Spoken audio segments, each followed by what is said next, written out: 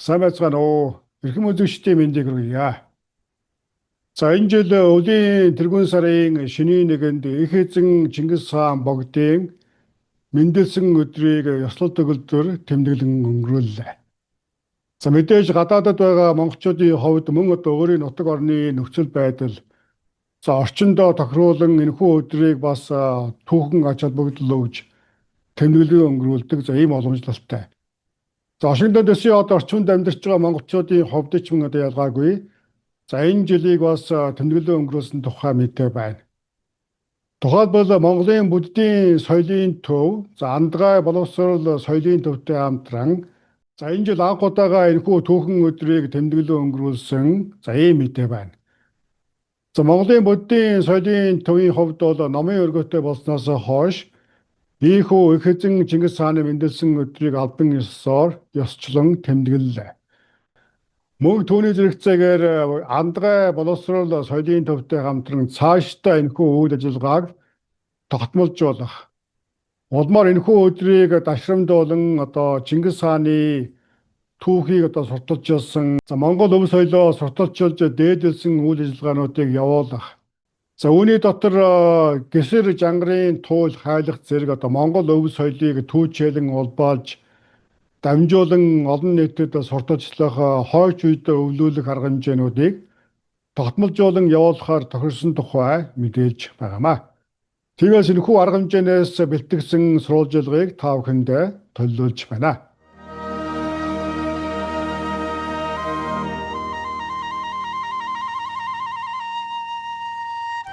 Өвлийн тэргүүн сарын шөнийн нэгэн буюу эзэн богд Чингис хааныхаа мэндэлсэн 863 жилийн ойн баярын өдөр Андгай клубын хамт олон Монголын буддийн соёлын төвөөрөө зочилж Монгол бахархлын өдрийг хамтдаа тэмдэглэн өнгөрүүллээ. Эл өдөр тус төвийн багш гавж Лувсан Жамцхан хамтаар Чингис хааны бэлэг сургаал болон Монгол хүний эрхэм нандин чанарын талаар өвөр зураа хэлэлцэж хөөрөлдөв.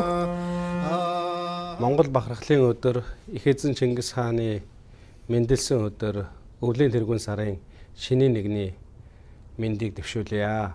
Монгол буддийн соёлын төвийн тэргүүн Лувсан Жамц гавж маань хэд хоногийн өмнө өвлийн тэргүүн сар маань гарах чанда Чингис хааны маань төрсөн өдөр төхөж байна гэд. Тэгээд бид хоёрын Чингис хааныхаа бэлэг сургаалын талаар бас хэдэн үг солисон байгаа.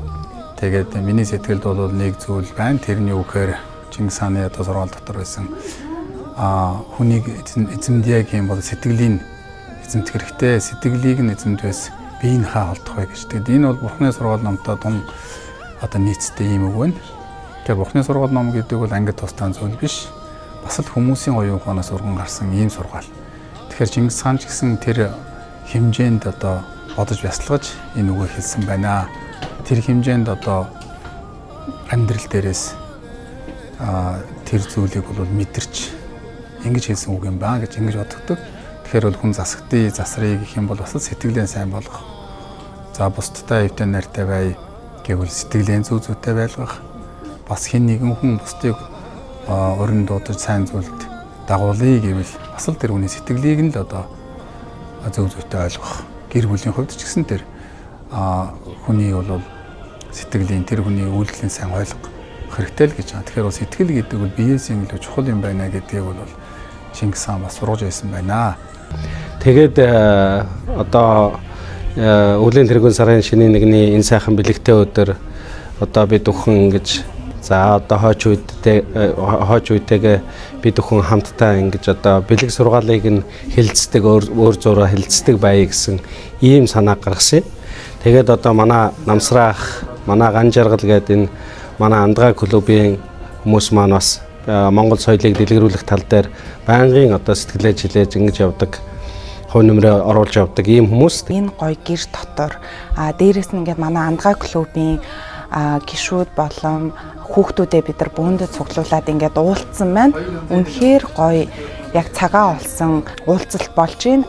Өвдөдсийнхээ сургаалыг хойч үедээ өвлүүлэн үлдээхэд тус нэмэр дөхөмтэй болох үднээс бид нар бол энд бас уулзалтад ингэж тэмдэглэж байна. Тэгээд яг ингээд жоохон байхад бол бид нар баяр болгоноор ээж автайгаа хамаатан садантайгаа гандан ордог.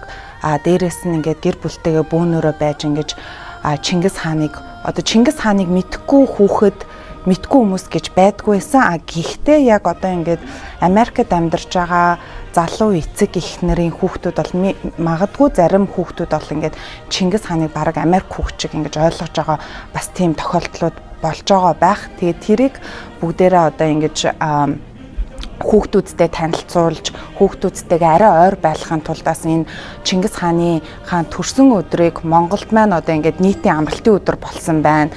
Тэрийг хэдүүлээ ингээд Америкт суугаа монголчууд залуу эцэг их бүх хүүхдүүд ингээ бөөндөө цуглаж энийг гоё баяр болгож тэмдэглэжээвэл үнэхээр гоё бас нэг Монголын community-гийн одоо бид хэдийн цугларах те Монгол хүн гэдгээ мэдрэх бас гоё баяр болох юм байна гэдгийг бас ойлгоод мэдрээд байж байна.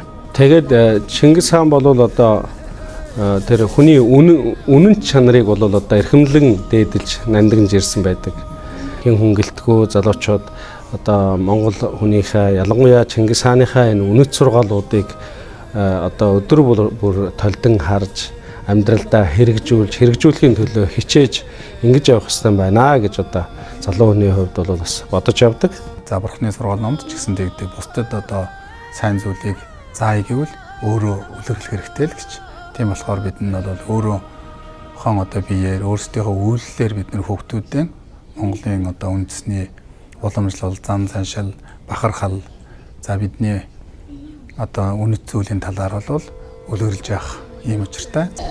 Тэгэхээр их эзэн Чингис хаан бол ер нь Монгол гэлтгөө энэ хүн төрөлхтний түүхэнд бас их том оюуны өв соёлыг үлдээсэн байна гэж одоо миний хувьд тэгж бодлоо л доо ер нь. Яг тэгвэл Чингис хаан бол ер нь өөрөө яг одоо энгийн ард хүмүүстэй энгийн ард түмэнтэй тийм ээ одоо адуучин хүчнтэйгээ яг адилхан хоол идэж тийм ээ яг адилхан хувцас өмсч ингэж явах хэрэгтэй гэж ингэж энэ одоо сургаалыг хойч үедээ үлдээсэн байт юм байна.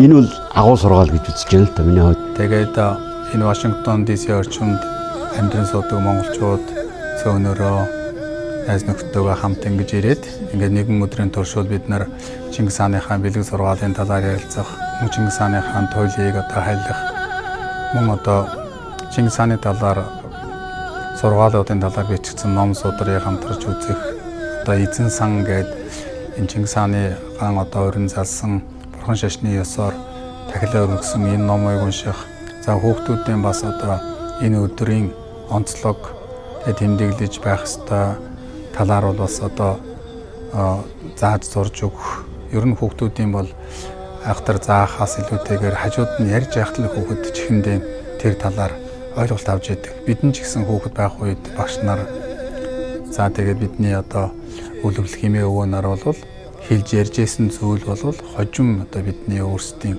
оюун санаанд их нөлөө үзүүлсэн байна. Тийм учраас шууд суулгаад заагаад зурхаад ингээд тогтоо гэхээс илүү тэр хүүхдийн чихэнд нь л ярьж байх, нүдэнд нь харагдаж байх л юм бол хүүхэд түүнийг олон жилийн дараа эргэж хараад ухаан орохдоогоо зэрэг тэдгэр зүйлс бол тэр хүний оюун санаанд нь үлддэг ийм байдаг юм байна гэж ингэж бодож байна.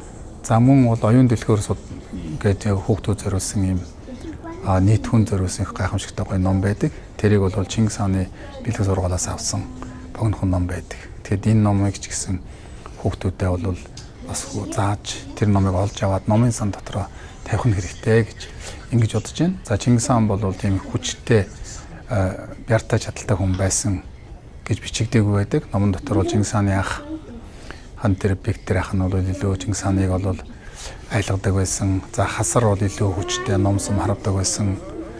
За бэлгүүтэй бол хэдийгээр дүүнч гэсэн бас одоо бүх сайн барилдаг байсан гих зэрэгтэй. Тэгэхээр бол биеийн хүч болвол тэр Чингис хааныг бол агуу хүн болгоогүй. Чингис хааны тэр ухаан илүү байсан. Чингис хааны стратеги илүү байсан. Чингис хааны тэр хатуу жилийг даван туулж байсан. Эдгээр зүйлс нь Чингис хааныг бол гайхамшигтай хүн болгосон гэдэг.